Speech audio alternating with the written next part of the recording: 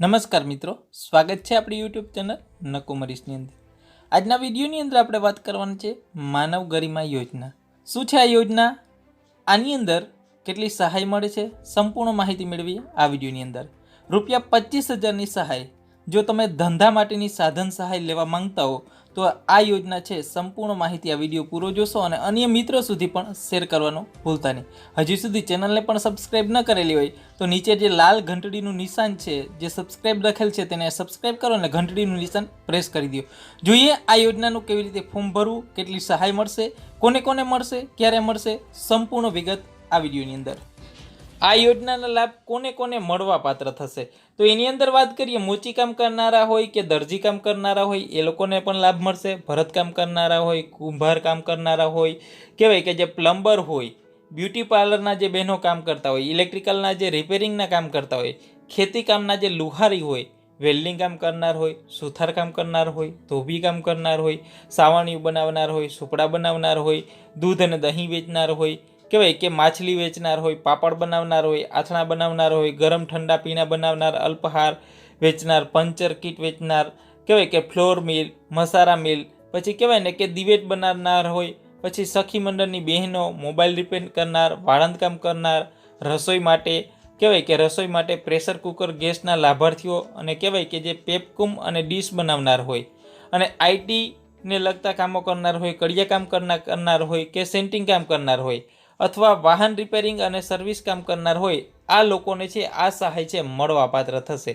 હવે કેટલા ડોક્યુમેન્ટ જોઈએ એની વાત કરીએ કે તમને કહી દીધું કે આટલા લોકોને સહાય છે મળવા પાત્ર થશે। તો હવે કયા ડોક્યુમેન્ટ જોશે એની વિગતે વાત કરીએ। રજૂ કરવાના ડોક્યુમેન્ટની અંદર સૌપ્રથમ વાત કરી લઈએ તો આધાર કાર્ડ। તમારે સૌપ્રથમ છે આધાર કાર્ડની જરૂર પડશે, ત્યારબાદ તમારું રેશન કાર્ડ। હવે રેશન કાર્ડની જરૂર પડશે, અરજદારને રહેઠાણનો પુરાવો, અરજદાર જે જગ્યાએ રહેતો હોય તેનો રહેઠાણનો પુરાવો જોશે। એમાં જે લાઇટ બિલ હશે તે પણ ચાલશે, લાયસન્સ હશે તો પણ ચાલશે અને રેશન કાર્ડ હશે તો પણ ચાલશે। અરજદારની જાતિનો દાખલો અથવા પેટા જાતિનો દાખલો તાલુકા વિકાસ અધિકારી અથવા મામલતદાર દ્વારા આપવામાં આવેલો હોય એ દાખલો છે એ ચાલશે। અહીંયા ખાસ કરીને ધ્યાન દઈએ કે તાલુકા વિકાસ અધિકારી અને મામલતદાર દ્વારા આપવામાં આવેલો હોય એ જ દાખલો ચાલશે।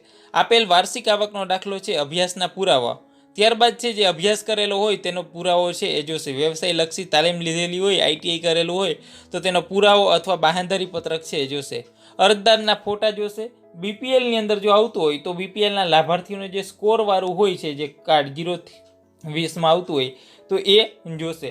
અને બેંક પાસબુકની ઝેરોક્સ અથવા રદ થયેલા ચેક છે એની ઝેરોક્સ રહે તો ચાલશે। ખાસ કરીને ડોક્યુમેન્ટની અંદર ફરી એકવાર જોઈ લઈએ, જે ભૂલ ના પડે, રેશન કાર્ડ, આધાર કાર્ડ, લાઇટ બિલ, અરજદારની જાતિનો દાખલો, તાલુકા વિકાસ અધિકારીનો આવકનો દાખલો, અભ્યાસના પુરાવો, વ્યવસાયલક્ષી તાલીમનો દાખલો, અરજદારના ફોટા, બીપીએલમાં આવતા હોય તો એની ઝેરોક્સ અને બેંક પાસબુકની ઝેરોક્સ, એટલા ખાસ કરીને ડોક્યુમેન્ટ રાખીએ યાદ। એના પછી જોઈએ કે આ યોજનાનો લાભ છે એ કેવી રીતે મળી શકે છે, કેવી રીતે ફોર્મ ભરવું એ વિગતવાર માહિતી જોઈએ। હવે મિત્રો આપણે વાત કરીએ માનવ ગરિમા યોજનાનો ઓફિશિયલી પરિપત્ર। નિયામક અનુસૂચિત જાતિ કલ્યાણ કચેરી ગાંધીનગર દ્વારા કહેવાય ને કે જે માનવ ગરિમા યોજના હેઠળ છે એ રાજ્યના અનુસૂચિત જાતિના લાભાર્થીઓને સાધનોની ટૂલ કીટ જે સ્વરોજગારી આપવા માટે યોજના છે અમલમાં મૂકી છે। તેમાં જુદા જુદા ધંધાના વ્યવસાય માટે કહેવાય કે નિયમ અનુસાર છે સાધન સહાય ટૂલ કીટ આપવામાં આવે છે।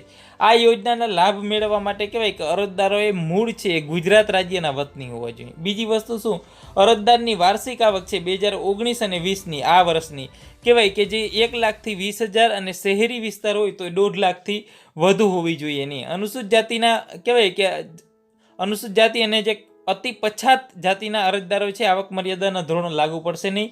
અરજદારની ઉંમર છે 18 વર્ષથી ઓછી હોવી ન જોઈએ અને 60 વર્ષથી વધુ ન હોવી જોઈએ। અરજદાર તેના કુટુંબના સભ્ય અને અનુસૂચિત જાતિના વિકાસ નિગમ, રાજ્યની અન્ય કોઈ એજન્સી, સંસ્થા કે બેંક કી સબસિડીના ધિરાણ મેળવેલું હોવું જરૂરી નહીં, જે કે મેળવેલું હોવું ન જોઈએ। અગાઉ વર્ષમાં અનુસૂચિત જાતિના વિકાસ નિગમ ગાંધીનગર તેમજ કહેવાય કે ખાતા દ્વારા ગરીબ યોજનાની અંદર કે માનવ ગરીબ યોજનાની હેઠળ કહેવાય કે જે ઈસમાઓનો લાભ લીધેલો હોય તો તેવા લોકોને છે આ લાભ મળવા પાત્ર થશે નહીં। અગાઉના તમે આવી યોજનાની અંદર લાભ લીધો હોય તો આ લાભ મળશે નહીં। આ યોજનાના પરિપત્ર કહેવાય કે મૂલ્ય સંબંધિત જિલ્લા નાયબ નિયામક જે અનુસૂચિત જાતિ કલ્યાણ ખાતાની કચેરી તાલુકા કક્ષાએ કહેવાય કે સમાજ નિરીક્ષક પાસેથી કહેવાય કે તેની વેબસાઇટ જે SJE gujarat.gov.in ઉપરથી છે એ ડાઉનલોડ કરી અને મેળવી શકાશે.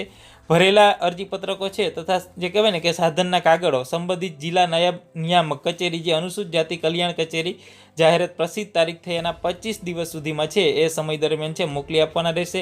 આ યોજનાના અરજીપત્રક સાથે જે અધિકારીઓનો આવકનો દાખલો રજૂ કરવાનો રહેશે અને તેને બદલે હાલ પૂરતો કહેવાય કે અરજદારોએ અરજી સાથે કહેવાય સમક્ષ જે અધિકારીના આવકના દાખલાને બદલે નીચે જણાવેલ નમૂના મુજબ એકારનામું પણ રજૂ કરવાનું રહેશે. અરજી મંજૂર કર્યાના જણાવવામાં આવશે ત્યારે અરજી જે અરજદાર છે એ પાસેથી વર્ષ 2018-19નું વાર્ષિક આવક પ્રમાણપત્ર છે એ લેવામાં આવશે. ખાસ કરીને જે તમારે આ એક નિયામક કચેરી તરફથી છે PI સોલંકી સાહેબનો એક આ પરિપત્ર આવેલો છે. હવે આ એકારનામું પણ તમારે ભરવાનું રહેશે. હવે મિત્રો એકારનામું કેવી રીતે ભરવાનું એ પણ ખાસ કહી દઈએ કે જે એકારનામું છે અનુસૂચિત જાતિ કલ્યાણ ગુજરાત ગાંધીનગર તરફથી આવેલું છે. એકારનામાની અંદર વાત કરી દઈએ.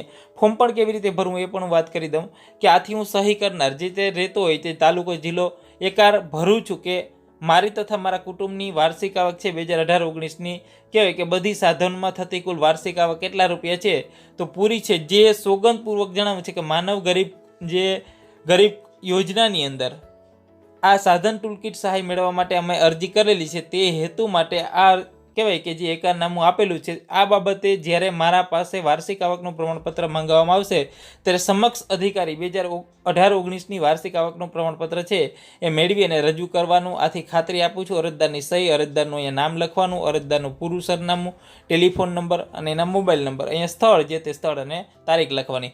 હવે જોઈએ કેવી રીતે ફોર્મ ભરવું એની પણ વિશેષ એવું માહિતી છે તમને આપી દઉં. ખાસ કરીને એની વેબસાઇટ છે વધારે માહિતી માટે જે www.sje.gujarat.gov.in ઉપરથી સંપર્ક કરી લેવાનો રહેશે. હવે મિત્રો સામાજિક અને શૈક્ષણિક રીતે પછાત વર્ગ આર્થિક પછાત વર્ગ લઘુમતી જાતિ માટે માનવ ગરિમા યોજના છે એ યોજના હેઠળ જે સાધન સહાય મેળવવાનું અરજીપત્રક છે ફોર્મ આપ્યાની તારીખ, ફોર્મ પરત આપ્યાની તારીખ, આ ફોર્મ લેવાનું છે, ફોર્મ આપ્યાની તારીખ, અરજદારનો કહેવાય ને કંઈ ફોટો ચોંટાડવાનો રહેશે. ખાસ કરીને અરજદારનું અહીંયા પૂરું નામ લખી નાખવાનું, અરજદારનું સરનામું, જે તે ગામમાં રહેતા હોય ગામનું નામ, તાલુકાનું નામ, જિલ્લો અહીંયા જે તે હોય તે તમારે લખી નાખવાનો, ઠેકાણો, રેશન કાર્ડના નંબર, ખાસ કરીને ઉંમર લખી નાખવાની, તમારો અહીંયા અભ્યાસ કરેલો હોય, જાતિ, પેટા જાતિ, અરજદારના તમામ કુટુંબની વિગત અહીંયા લખવાની છે, વાર્ષિક આવક લખવાની, કુટુંબના જેટલા સભ્ય હોય નાનો મોટો કુલ ભાઈ બહેન એ લખવાના, અરજદારે કયો ધંધો શરૂ કરવાનો છે, ધંધાનું સ્થળ, વારસાગત છે કે કેમ એ લખવાનું રહેશે. ઉદ્યોગ માટેની સહાયની કેટલી જરૂર છે તે તમારે અહીંયા રૂપિયા લખવાના રહેશે. અરજદારની સહી અથવા અંગૂઠાનું નિશાન, તારીખ અહીંયા લખી નાખવાની રહેશે. ત્યારબાદ છે મિત્રો આમાં બિડાણની અંદર વાત કરી દઈએ તો જાતિનું પ્રમાણપત્ર જોશે, આવકનો દાખલો જોશે, બાહેંધરી પત્રક જોશે, કહેવાય કે BPLની અંદર રેશન કાર્ડ ધરાવતા હશે BPLની રેશન કાર્ડની ઝેરોક્ષ જોશે, પાસપોર્ટ સાઇઝનો ફોટો જોશે, જે તે ધંધાનું પ્રમાણપત્ર જોશે.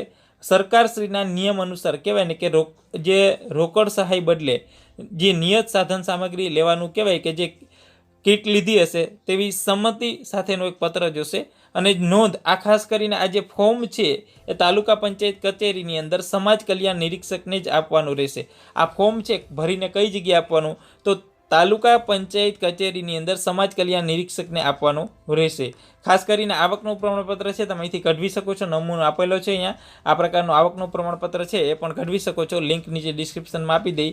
આથી એમાં પણ એક તમારે એકારનામું આપવાનું રહેશે. આથી હું સહી કરનાર જે તે નામ હોય એ બાહેંધરી આપું છું કે વ્યવસાય માટે કહેવાય કે મારી જે આવક છે એટલી હોવી જરૂરી છે. પછી ખાસ કરીને એક દાખલો પણ તમે આ અલગ અલગ દાખલાઓ છે એ તમે અહીંથી કરી શકો છો. અને સમાજ કલ્યાણ નિરીક્ષક સ્થળ તપાસણી અહેવાલ છે એમાં આ તમે આ પ્રકારનું છે ફોર્મ ભરવાનું રહેશે. અરજદારનું નામ, ગામ, જાતિ, અરજદારની વ્યવસાય કેવી રીતે છે કે નહીં એ બધી આ તમારે જરૂરી રહેશે. તો આજના વિડીયોની અંદર છે આપણે આ સંપૂર્ણ માહિતી વાત કરી છે. કોઈ પણ જાતની તમને તકલીફ પડે તો આ યોજનાની અંદર તો મને નીચે કોમેન્ટ બોક્સની અંદર કોમેન્ટ કરજો, હું તમને આ યોજનાની છે સંપૂર્ણ માહિતી આપીશ. વિડીયો સારો લાગ્યો હોય તો લાઈક કરજો, ચેનલને સબસ્ક્રાઈબ કરશો અને ઘંટડીનું નિશાન પ્રેસ કરશો.